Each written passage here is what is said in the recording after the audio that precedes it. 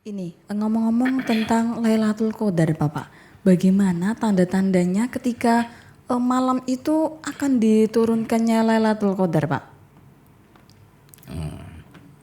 Bapak. Iya. Nggih. Sebetulnya Bismillahirrahmanirrahim. Assalamualaikum warahmatullahi wabarakatuh. Waalaikumsalam warahmatullahi wabarakatuh. Alhamdulillah, assalatu wassalamu ala rasulillah wa ala alihi wa sahbihi wa mawalah. Asyhadu an la ilaha illallah wa asyhadu anna Muhammad Rasulullah. Allahumma salli ala Sayyidina Muhammad wa ala ali Sayyidina Muhammad. Qala Allah ta'ala fi kitabihil karim, A'udzu billahi minasy syaithanir rajim. Bismillahirrahmanirrahim.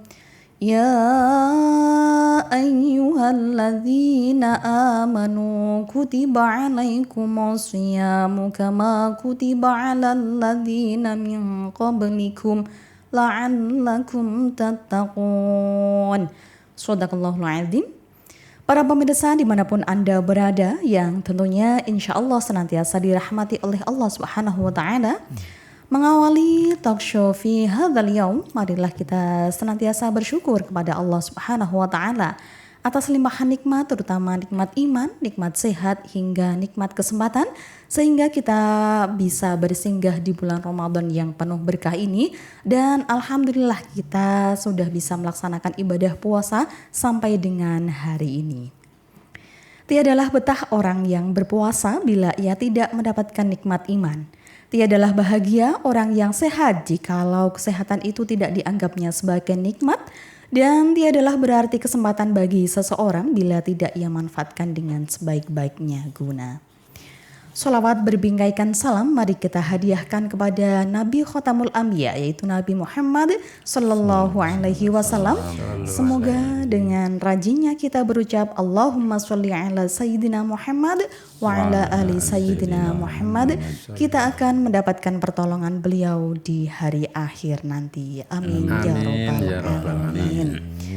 Alhamdulillah wa syukurillah, senang sekali rasanya saya bisa kembali menyapa sahabat semuanya pada bulan yang mulia ini, pada bulan yang istimewa, pada bulan yang penuh rahmat, penuh berkah, dan bulan penuh maghfirah tentunya. Dan alhamdulillah saat ini kita sudah memasuki hari ke-28 bulan Ramadan, dan hampir kita ditinggalkan oleh bulan Ramadan. Namun apakah kita sudah beribadah penuh ya di bulan yang istimewa ini? Nah sahabat semuanya, jangan sampai kita lewatkan ya ibadah-ibadah kita di hari-hari akhir Ramadan ini. Nah sore yang penuh berkah ini kita akan mengupas tuntas tentang fadilah akhir bulan Ramadan dan menyambut hari yang fitri.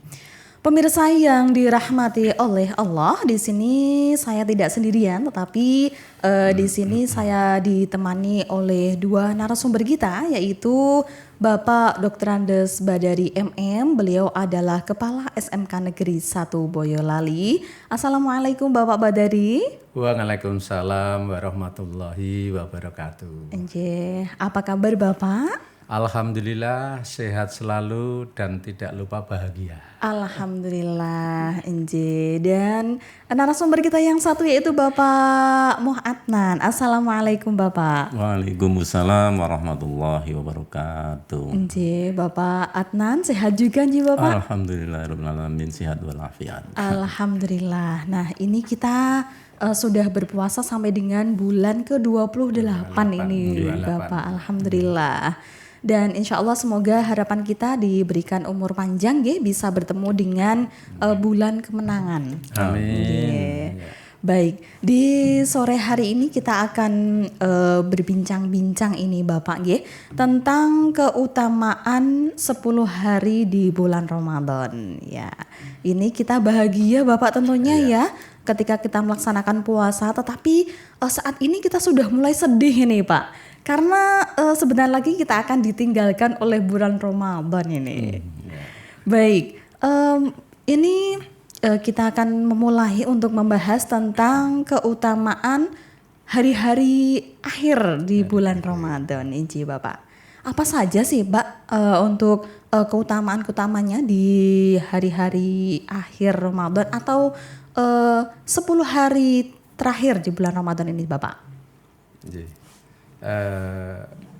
yang jelas di 10 hari terakhir ini kita mesti harus mempersiapkan diri sebaik-baiknya, baik fisik kita, jasmani kita, maupun rohani kita. Karena apa? Karena memang di 10 hari terakhir bulan Ramadan ini Allah sangat memberikan nikmat yang luar biasa. Ya, betul. Ya, karena di situ ada yang namanya Lailatul Qadar. Maka ini harus benar-benar kita persiapkan dengan sebaik-baiknya. Tentunya dengan kita meningkatkan ibadah-ibadah kita. Iya, betul. Kita tingkatkan tidak hanya dari segi kuantitasnya, tapi yang lebih penting adalah kita tingkatkan dari segi kualitasnya. Iya. Contohnya saja misalkan di saat sebelum 10 hari terakhir kita melaksanakan ibadah membaca Al-Quran tadarus.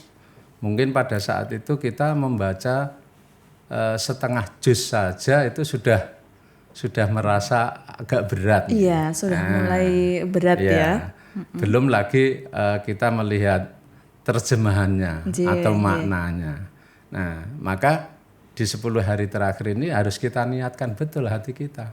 Kita tata betul agar kita bisa meningkatkan dari segi kuantitasnya. Bacaannya mungkin bisa 1 juz atau gimana. Kemudian kita tambahi dengan kita pahami makna-makna yang ada di dalam Al-Quran itu. Nah, itu salah satunya. Contoh bagaimana kita menyiapkan 10 hari terakhir di bulan Ramadan. Ya, monggo Pak Anan mungkin Bapak masih Adnan, banyak monggo, hal Bapak. yang bisa kita sampaikan Pak Anan. Terima kasih. Nggih. Sesuai dengan dawuhipun Kanjeng Nabi, di Ramadan itu dibagi 3 bagian, ya. Yang pertama namanya Awalu rahmah, yang ketiga sepertiga di tengah Maghfirah. pengampunan, dan yang terakhir 10 terakhir, ya 10 hari terakhir itu idkum minan nar. Nah, orang-orang atau kita yang berada di zona-zona ini itu bisa menikmati dan melaksanakan kebaikan secara maksimal, ya insya Allah mendapatkan itu. Jadi yang bisa melaksanakan ibadah yang baik di awal, dia insya Allah mendapat rahmat. Masuk zona kedua di tengah, dia masih tetap ibadah dengan bagus, dia istiqomah, ikhlas, insya Allah diampuni dosanya. Dan ini yang penting, hebat lagi, 10 yang terakhir ini akan dibebaskan dari api neraka. Mudah-mudahan kita semua bisa dibebaskan api neraka. Amin ya rabbal alamin. Dan yang tambahan dawuh Kanjeng Nabi, segala sesuatu itu dinilai pada akhirnya, akhir amalannya. Insya Allah kalau akhir amalannya baik, ya itu baik. Ya. Kalau awalnya baik terus akhirnya nggak baik, itu ya kurang baik atau tidak baik. Yang penting akhirnya, maka ini kan akhir Ramadan diusahakan sebaik-baiknya, semaksimal mungkin dan selalu harus lebih ditingkatkan Bapak ya. Ya kan, akhirnya maka harus dimaksimalkan lah sesuai kemampuan kita. Sungguh-sungguh, seperti tadi disebutkan Lailatul Qadar itu harus disengaja dicari, istilahnya takharau, dicari. Jadi kalau hanya sak-sae yang tidak dapat, itu harus diniatkan. Saya harus mencapai pahala Lailatul Qadar sebagai piala. Nah, itu istilahnya. Saya kira itu ya. Dari saya.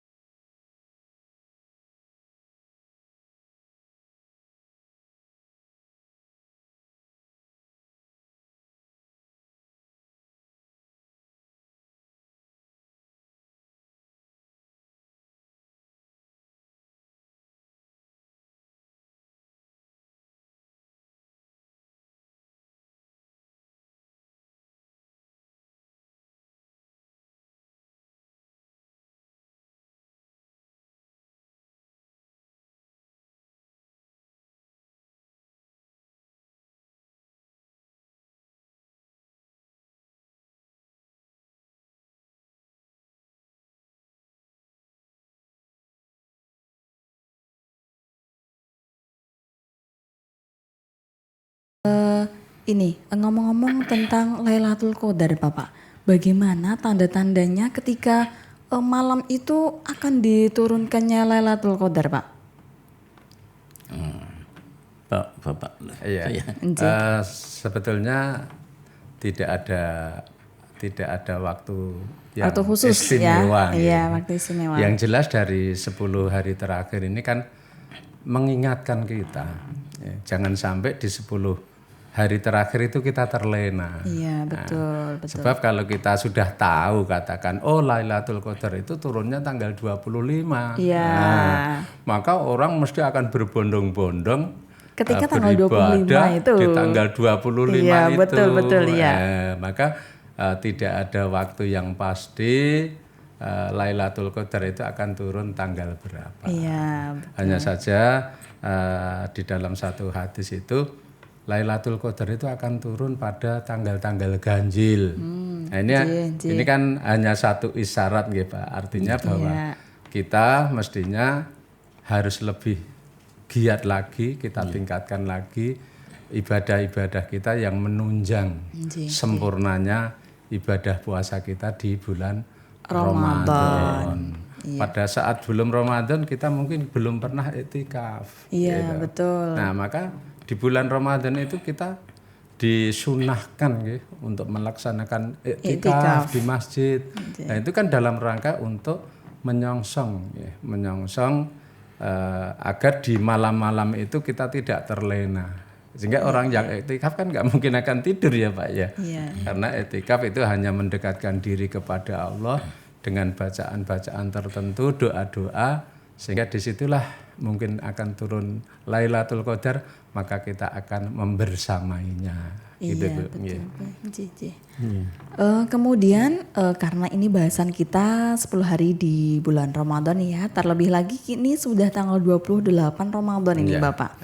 Kita bahas sedikit tentang zakat juga ini ya Bapak, karena zakat itu kan merupakan salah satu dari rukun Islam ya Bapak, dan di sini fungsi zakat adalah menyempurnakan puasa kita dan juga membersihkan harta kita, membersihkan jiwa kita. Nah, kalau di sini zakat yang kita keluarkan pada bulan Ramadan adalah zakat fitrah begitu Bapak J. Nah, ini kira-kira waktu yang paling utama, waktu yang paling tepat untuk mengeluarkan zakat fitrah itu kira-kira kapan ini Bapak? Kalau menurut hadis Nabi itu yang paling utama itu adalah pada malam hari raya Idul Fitri. Pada malam hari raya Idul Fitri. Jadi setelah adzan maghrib itu sampai sebelum sholat Id.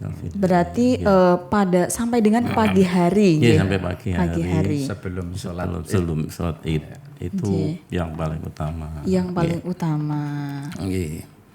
Tetapi bisa dimulai dari jauh-jauh hari untuk pengumpulannya. Ya, bisa. Misalkan untuk kehati-hatian karena sibuk sekali dan sebagainya akan pergi ke sana pada malamnya itu, maka di awal 1 hari sebelumnya atau 2 hari sebelumnya, bahkan di tengah Ramadan pun diberi kelonggaran sudah bisa melaksanakan itu. Sudah bisa melaksanakan, sudah bisa mengeluarkan zakat fitrah. Baik. Untuk besarannya bagaimana Bapak ini? Karena semakin kesini ya, seiring perkembangan zaman dan teknologi, ini kan sudah bertambah ya Bapak J. Kalau kita besaran zakat fitrah di sini 2,5 kilogram, ngaten J.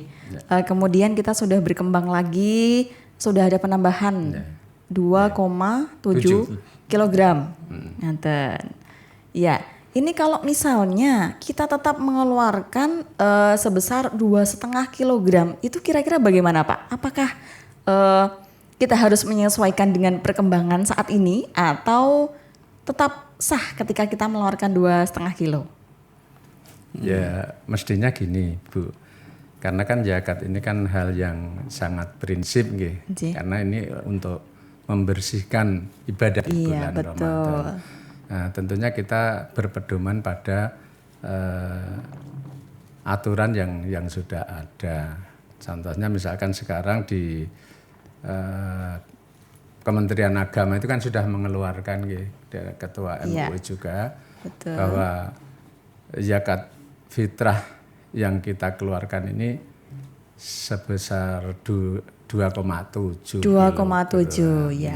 Itu kalau diuangkan kurang lebihnya adalah 45.000 kalau tidak salah. Itu karena, kurang lebihnya. Iya, karena sekarang juga harga beras semakin naik ya. Jadi kita harus mengikuti harga saat ini, harga bahan pokok saat ini. Dan yang lebih penting kan yang kita zakatkan itu seperti yang kita makan tentunya. Iya, gitu.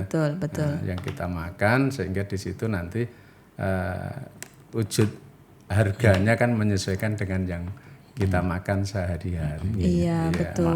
Gitu nggih Pak. Makanan pokok. Iya, makanan pokok. Ya, jadi makanan pokok beras. Wilayah itu kalau di sini kan beras kan. Iya, beras. Tempat kita Boyolali beras. Iya, jadi itu juga zakat fitrah itu juga bisa menyesuaikan dengan daerah masing-masing Pak nggih.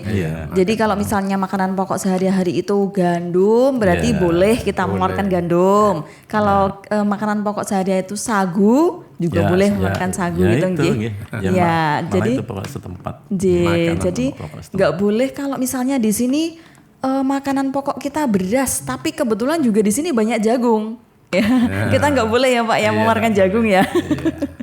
Yang kita makan. Ya, yang harus sesuai dengan yang kita makan sehari-hari. Dan mungkin untuk jenisnya pun juga lebih baik yang seperti yang kita makan sehari-hari. Jadi seharga dengan apa yang selalu kita konsumsi begitu. Baik. Nah, ini 2 hari lagi ini kita sudah akan menuju hari kemenangan ini Bapak Insya Allah sudah akan memasuki hari raya Idul Fitri. Nah kemudian kita kira-kira harus mempersiapkan apa ini Pak ya? Kalau ibu-ibu mungkin sudah jauh-jauh hari ini sudah mempersiapkan kue, mempersiapkan makanan-makanan dan juga tidak lupa baju-baju lebaran ini kalau ibu-ibu sudah pasti menyiapkan ya. Saya sendiri pun juga seperti itu Iya, tetapi kira-kira apa sih yang harus kita persiapkan kalau itu secara jasmani kita mungkin mempersiapkan ibu-ibu sudah mempersiapkan makan-makanan nanti kemudian baju lebaran seperti itu. Tetapi kita secara rohani kita apa yang harus kita persiapkan Pak?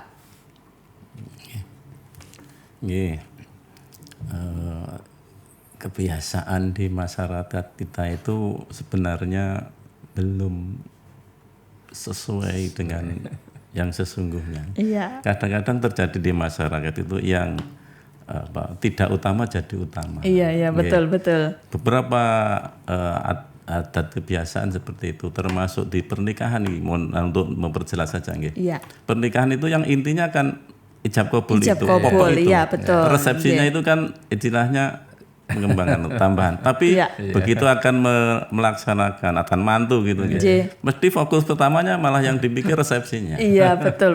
Padahal itu kan sebenarnya bukan yang utama, jadi utama. Termasuk ini akhir Ramadan itu kan sebenarnya seperti mikir makanan, baju baru itu kan bukan utama sebenarnya. Tapi jadi kebiasaan. Mungkin ibu-ibu ya mohon maaf. Iya, betul. Itu malah jadi fokus pikiran utama, padahal kan tidak seperti itu. Nah, sebenarnya ini kan sesuai dengan tingkatan kita di tingkat keagamaan itu. Kalau yang tingkatan ulama itu kan ditinggal Ramadan itu sedih. Jadi masuk Ramadan seneng, nanti ditinggal sedih. Maka itu digambarkan, boleh nyanyi nggih? Boleh Pak, boleh biar tambah semangat ini pemberitaan di rumah. Kalau masuk Ramadan kan, ya Ramadan, ji'na ilaika bil ghufran. Ya Ramadan. Ini kan gembira. Ini bagus. Memang sepatutnya seperti itu. Siapa yang senang masuk bulan Ramadan, dia akan dibebaskan dari api neraka. Nah, kemudian pada akan ditinggal ke Ramadan, ya lagunya beda. Ramadan,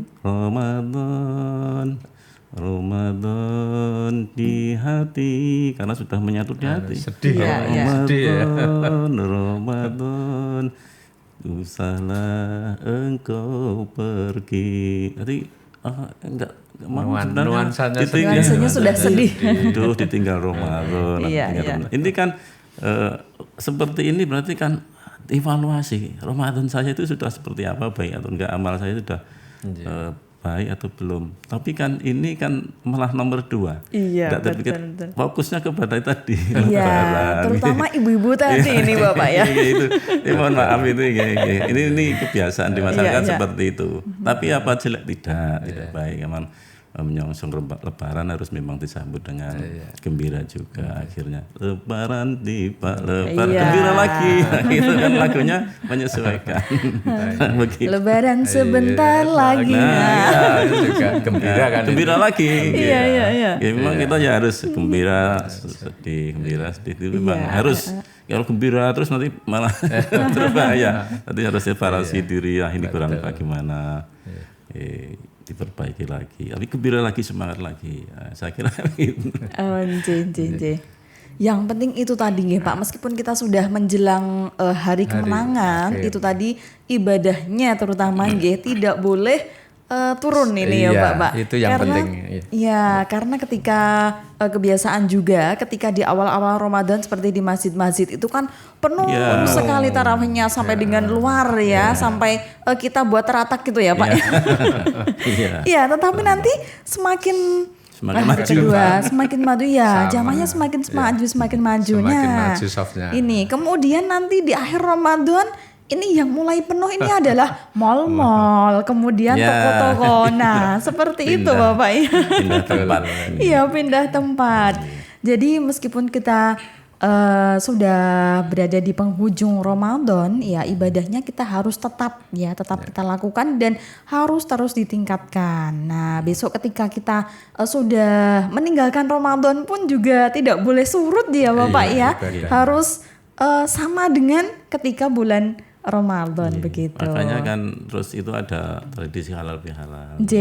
Itu jangan sampai terus sibuk halal bihalal terus sholat duhurnya ketek. Iya betul. Contoh itu gini. Jadi kan selama digodok di kawah contoh. Iya, kita kan ibaratkan di kawah candra di muka. Selama 1 bulan itu kan terus jadi kurang. Iya betul. Maksimal yang Yang jelas menjaga konsisten dalam ibadah inilah yang sulit, apalagi setelah bulan Ramadan ini kan sudah kita benar-benar bebas untuk melakukan, sehingga di situ kadang-kadang kita terlena ibadah kita. Nah inilah yang tidak kita inginkan pasca nanti setelah bulan Ramadan.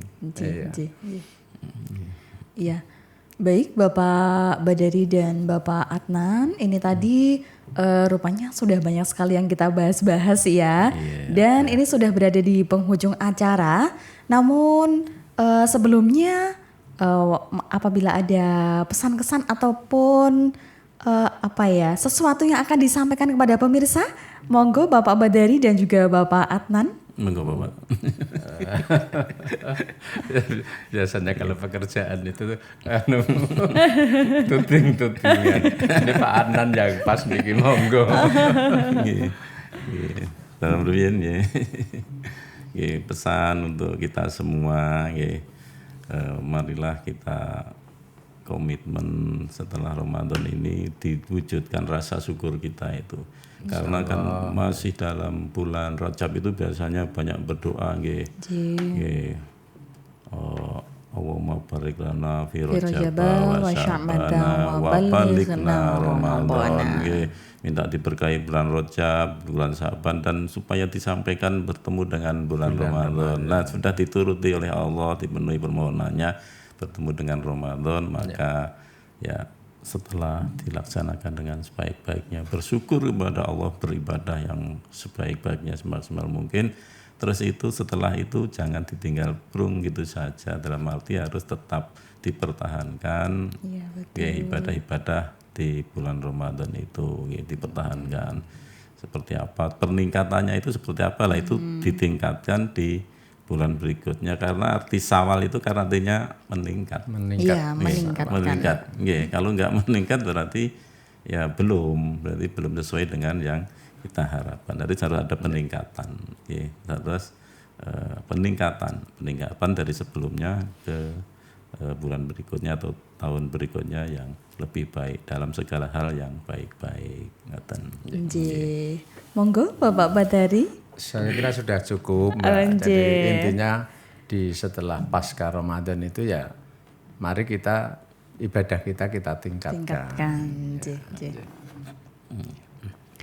Baik para pemirsa yang ada di rumah yang senantiasa dirahmati Allah, alhamdulillah kebersamaan kita di sore hari ini telah usai. Semoga apa yang kita bahas ini tadi bisa bermanfaat untuk kita semuanya, dan semoga harapan kita, doa kita diberikan umur panjang. Amin. Bisa bertemu dengan hari kemenangan, hari raya Idul Fitri, dan tentunya bisa bertemu dengan bulan Ramadan di tahun-tahun berikutnya.